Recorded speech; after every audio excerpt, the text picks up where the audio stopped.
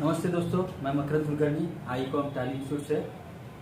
आज मैं पढ़ाने वाला हूँ चार्ट ऑफ अकाउंट, जो सबसे इम्पोर्टेंट है।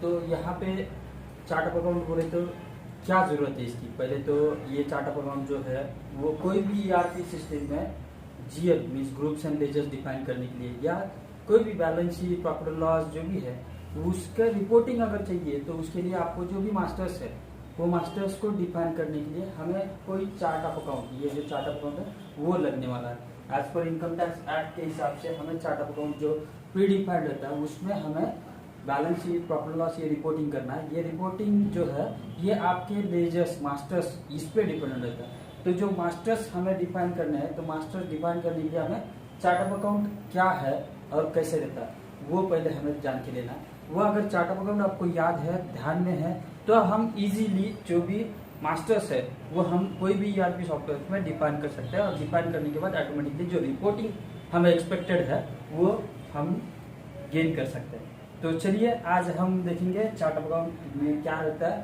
तो बेसिकली फाइनेंशियल अकाउंटिंग जो है, फाइनेंशियल अकाउंटिंग में हमें जो फाइनल अकाउंट बनाने हैं वो final accounts as per financial accounting.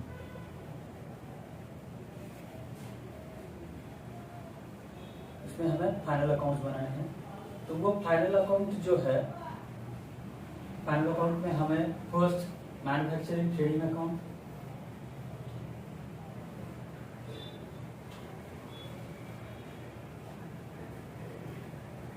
Second profit and loss account,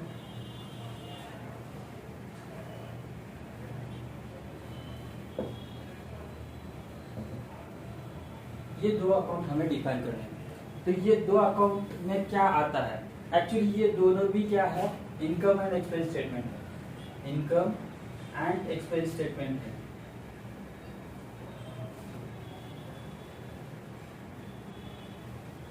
तो एज पर बिजनेस, जो भी बिजनेस है, अगर आपका ट्रेडिंग बिजनेस है, प्रॉफिट ओरिएंटेड बिजनेस है, तो वहां पे आपको ये दो अकाउंट्स प्रोड्यूस करने पड़ते हैं। और अगर आपका नॉन ट्रेडिंग कंसर्न है, नॉन प्रॉफिट ओरिएंटेड बिजनेस है, तो वहां पे आपको सिर्फ इनकम एंड एक्सपेंस स्टेटमेंट बनाना पड़ता है। ये दो अकाउंट के बाद जो भी बैलेंस शीट है वो बैलेंस शीट थर्ड अकाउंट है।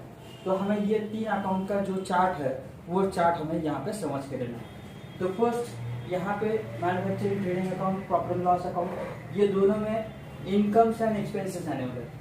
दोनों में भी इनकम्स एंड एक्सपेंसेस आने वाले, जैसे कि मैंने बोला कि already income and expense statement है ये दोनों भी। तो यहाँ पे as per nominal rule all the expenses and losses account debit, तो ये साइड में एक्सपेंसेस आएंगे और ये साइड में इनकम्स।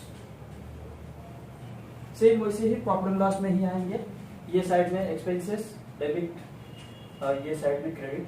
तो यहाँ पे एक्सपेंसेस और यहाँ पे इनकम। ओके, तो यहाँ पे जो भी बिजनेस है, यहाँ पे सबसे इंपॉर्टेंट है कि कभी भी ध्यान में रखना है नेचर ऑफ बिजनेस।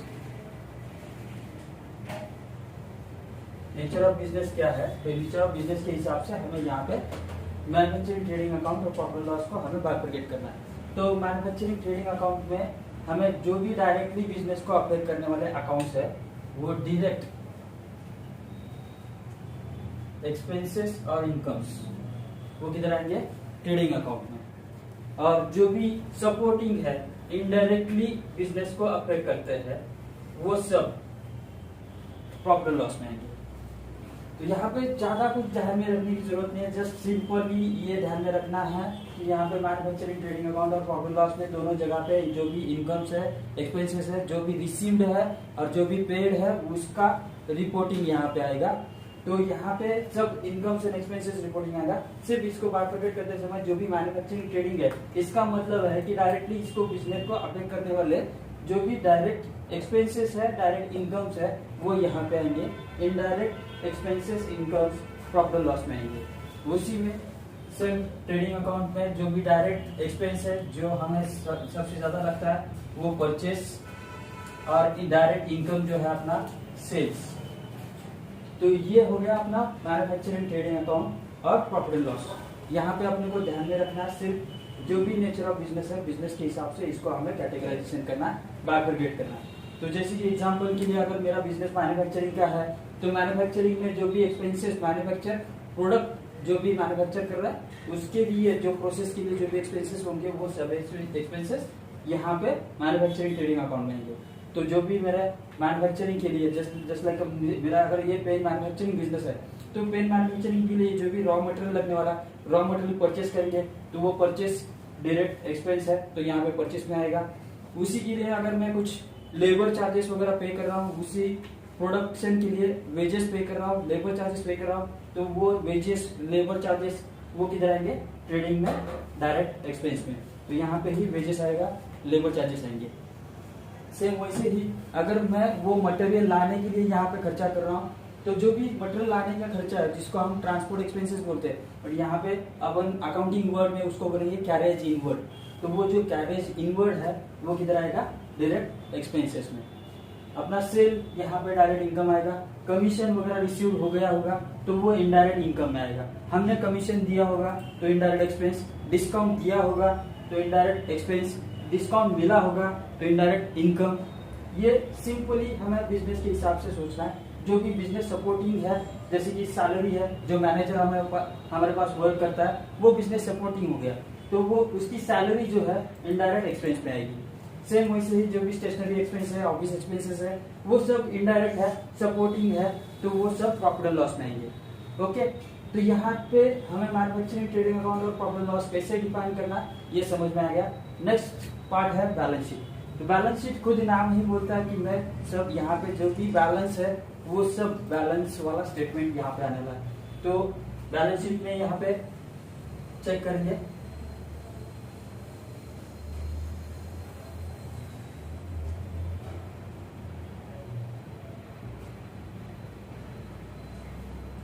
आप सब जानते हैं balance sheet is a statement होने की वजह से यहाँ पे डेबिट क्रेडिट नहीं आएगा, बट यहाँ पे जो भी लाइबिलिटीज फर्स्ट आएगा वो लाइबिलिटीज का बैलेंस क्रेडिट आएगा, क्रेडिट बैलेंस रहेगा, और जो भी एसेट्स रहेंगे उसका बैलेंस डेबिट बैलेंस रहेगा। ओके, तो ये हो गया बैलेंस शीट का फॉर्मेट, बट इसमें जो आने वाले कंटेंट्स है वही हमें मेन ग्रुपिंग के लिए, लेजर ग्रुपिंग के लिए, चार्ट ऑफ अकाउंट के लिए इंपॉर्टेंट है। तो यहाँ पे लाइबिलिटीज में फर्स्ट आएगा capital, prime liability of the business, capital. तो ये मेन चैप्टर हो गया। कैपिटल के अंडर हमें लगने वाला है जो भी लास्ट ईयर अपना जो भी प्रॉफिट है ट्रेडिंग अकाउंट से या प्रॉफिट लॉस से, जो भी नेट प्रॉफिट आ गया है वो नेट प्रॉफिट हम यहाँ पे कैपिटलाइज करते हैं। तो वो जो भी कैपिटलाइज करते हैं मतलब क्या है, उसका यहाँ पे हम रिजर्व एंड सरप्लस बोल के आते हैं, रिजर्व एंड सरप्लस। इसी में से कुछ हमने प्रोविजन करके रखा है। तो नेक्स्ट आएगा यहाँ पे प्रोविजंस। नेक्स्ट ये जो कैपिटल है, यहाँ पे कैपिटल से कुछ इनकम जनरेट होता है, कैपिटल रिसीव्स आते हैं, तो उसको हम बोलेंगे रिटेन अर्निंग्स।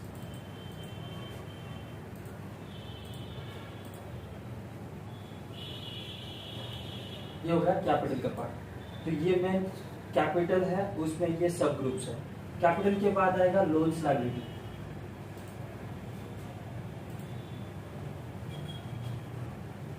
तो लोन्स लायबिलिटी ये मेन सेकंड पार्ट है। लोन्स लायबिलिटी में जो भी लायबिलिटीज है अपने, जो भी 1 साल से बड़े हैं, वो सब लोन्स, उनके पेमेंट्स जो है वो लोन्स लायबिलिटी में आएंगे।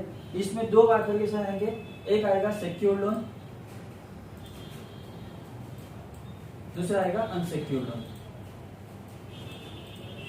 अब किसको सिक्योर्ड बोलेंगे, किसको अनसिक्योर्ड बोलेंगे, तो इसके लिए ध्यान में रखना है कि सिक्योर्ड बोले तो फर्स्ट 1 साल से बड़ा लोन चाहिए, सेकंड फाइनेंशियल इंस्टीट्यूशन से लिया हुआ चाहिए, और थर्ड उसको गारंटी सिक्योरिटी चाहिए, तो उसको हम सिक्योर्ड लोन बोलेंगे। अगर ये तीनों में से कोई भी चीज फॉलो नहीं होती है तो उसको अनसिक्योर्ड बोलेंगे। जैसे कि जितने भी पर्सनल लोन्स हैं बैंक से लिए हो रहेंगे या अपने रिश्तेदारों से या फ्रेंड से लिए होंगे, वो सब अनसिक्योर्ड लोन में आएंगे। ओके, तो लोन्स लायबिलिटी के बाद आएगा current liability.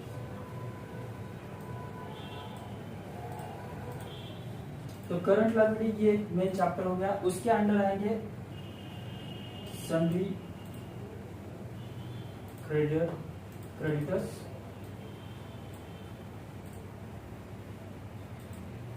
Duties and taxes, bank overdraft और ओवरड्राफ्ट कैश क्रेडिट। ओके, तो करंट लायबिलिटी ये शॉर्ट टर्म लायबिलिटी रहेंगी जो 1 साल से कम वाली रहेगी। 1 साल से कम वाले जितने भी पेमेंट्स अपने को देने हैं बट वो बैलेंस है वो सब यहाँ पे आएंगे। जैसे कि अपने जो भी ट्रेड सप्लाईज है, ट्रेड पेबल्स है, वो सब सैलरी क्रेडिटर्स में आएंगे।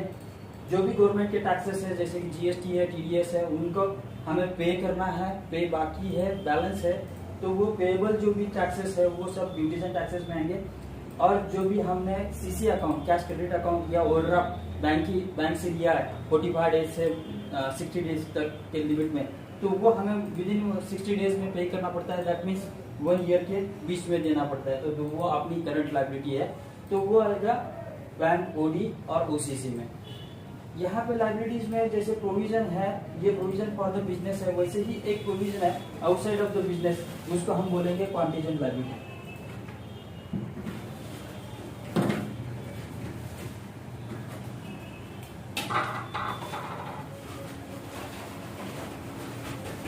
Contingent liability just like a provision है फॉर द बिजनेस। जो प्रोविजन है वो यहाँ पे कैपिटल में रहते हैं, और जो provision for outside of the business है उसको हम कॉन्टीजेंट लायबिलिटी बोलेंगे।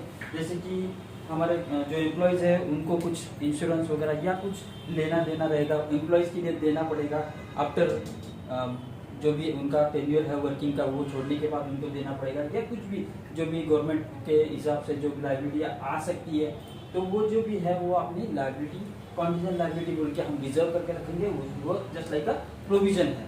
ओके, उसके बाद आएगा एसेट्स। ये साइड में जो भी अपने एसेट है वो एसेट्स। ओके, तो जो भी रिसीवेबल्स है वो सब एसेट्स में आएंगे। तो फर्स्ट यहाँ पे आएगा फिक्स्ड एसेट,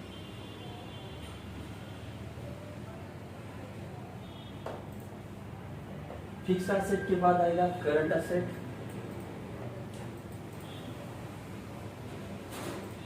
उसके बाद आएगा इन्वेस्टमेंट, और लास्ट आएगा miscellaneous expenses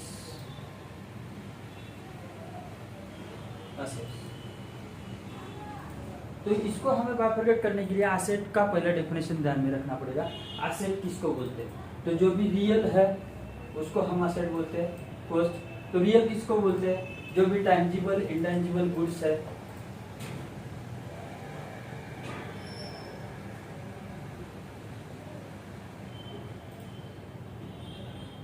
intangible intangible goods, उसके साथ सबसे इंपॉर्टेंट एक वर्ड है हैविंग वैल्यू, उसको वैल्यू चाहिए, तो ये अकाउंट में लेंगे।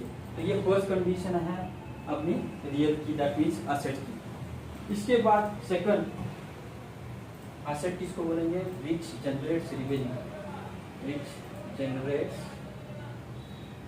Revenue for the business and in the business, इसको बोलेंगे हम एसेट। अगर ये दो कंडीशन फॉलो होती है तो हम चेक करेंगे third condition, if more than 1 year अपने बिजनेस में है तो उसको बोलेंगे फिक्स्ड एसेट। जैसे ये जो भी आप मशीनरी बोलते हैं, फर्नीचर बोलते हैं, कंप्यूटर है, बिल्डिंग है, वो सब फिक्स्ड एसेट। ओके, अगर ये लीव लेस देन 1 ईयर है तो उसको बोलेंगे करंट एसेट। तो ये करंट एसेट में क्या क्या आएगा? जो कि आपके कैश बैलेंस है, that means cash in hand, bank account, bank balance, उसके बाद जो भी सन्डी डेटर्स है, डिपॉजिट एसेट्स है आपके,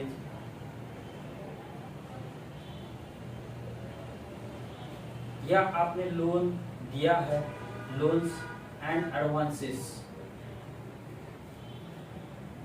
ये सब आपके करंट असेट है। सेम यहाँ पे स्टॉक आपका जो भी है स्टॉक इन हैंड, वो भी आपका क्या है, करंट असेट। तो ये जो भी चीजें हैं ये सब करंट है, पर्टिकुलरली लेस देन 1 ईयर आपके बिजनेस में रहती है और आपको कमा के देती है। सेम कैश, पैसा तो पैसा कमा के देता है। सेम बैंक है, बैंक बैलेंस है। सेंडिडेटर्स जिनके पास से अपने को पैसा आने वाला है उनसे हम प्रॉफिट कमाने वाले हैं। सेम जो भी डिपॉजिट है उससे हम डिपॉजिट रख के कुछ फ्रेंचाइजी देते हैं या शॉप वगैरह रेंट पे लेते हैं, बिजनेस करते हैं। लोन्स एंड एडवांसेस, हमारे एम्प्लॉयज को वगैरह लोन दिया होगा तो वो लोन वापिस आने वाला है, रिटर्न आने वाला है, तो लोन्स एंड एडवांसेस उसको असेट बोलते हैं। स्टॉक अपना जो भी है वो भी अपनी करंट असेट है। तो ये करंट असेट में ये सब चैप्टर है। इन्वेस्टमेंट यहाँ पे fourth, if generates revenue in future means future में वो कमा के देगा, मीन्स कल जाके वो मुझे ये वैल्यू मिलेगी। जैसे कि हम शेयर्स में इन्वेस्ट करते हैं, आज 35 रुपए से लिया, कल जाके वो 70 रुपीज में उसका वैल्यू हो सकता है। तो ये जो फ्यूचर प्रेडिक्शन है, जो फ्यूचर में हमें वो डबल कमा के देने वाला है या कुछ भी कमा के देने वाला है, तो वो जो भी फ्यूचर में हम कमा के देने वाला है, इसलिए हम क्या करते हैं, इन्वेस्टमेंट। तो उसको बोलेंगे इन्वेस्टमेंट। तो जो भी आपके म्यूचुअल फंड्स है,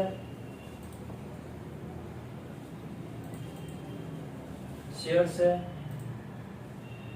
फ्लैट है, प्रॉपर्टी है, वो सब इन्वेस्टमेंट में है। ओके। उसके बाद जो बिजनेस में लास्ट में as a scrap, as a scrap in the business is called as miscellaneous expense asset। तो बिजनेस में लास्ट में उसका वैल्यू जो है एज ए स्क्रैप बोल के रह जाता है। वो चीजें हम बिजनेस के लिए लेते हैं बट एक्चुअली वो कुछ रेवेन्यू जनरेट करके नहीं देते हैं। रिवेन्यू यहाँ पे जो विच जनरेट्स रिवेन्यू जनरेट नहीं करके देते हैं, बट लास्ट में वो स्क्रैप बोल के रह जाते हैं। तो जैसे कि अपने पास टेलीफोन का हैंडसेट रहेगा, वो टेलीफोन हैंडसेट हो सकता है या सीलिंग फैन हो सकता है। जो भी बिजनेस के लिए जो भी चीजें लगती है बट एक्चुअली वो यूज होती है बट बिजनेस में कुछ काम की नहीं है, वो सब चीजें जिसका वैल्यू लास्ट में बिजनेस में 0 रहता है, स्क्रैप बोल के वैल्यू रहता है, स्क्रैप वैल्यू लास्ट में रहता है, उसको क्या बोलेंगे, मिसलेनियस एक्सपेंस असेट। ओके। तो ये हो गया आपका चार्ट ऑफ अकाउंट। तो ये चार्ट ऑफ अकाउंट से हम कोई भी ईआरपी सॉफ्टवेयर में GL that is chart of account हम इजीली डिफाइन कर सकते हैं। डिफाइन करने के लिए अपने को ये जो चार्ट है वो ध्यान में रखना पड़ेगा। ओके। तो आपको कैसा लगा ये चैप्टर टीचिंग? अगर पसंद है तो जरूर लाइक कर दीजिए, शेयर करना ना भूले और दोस्तों को भी शेयर करो जरूर। Thank you.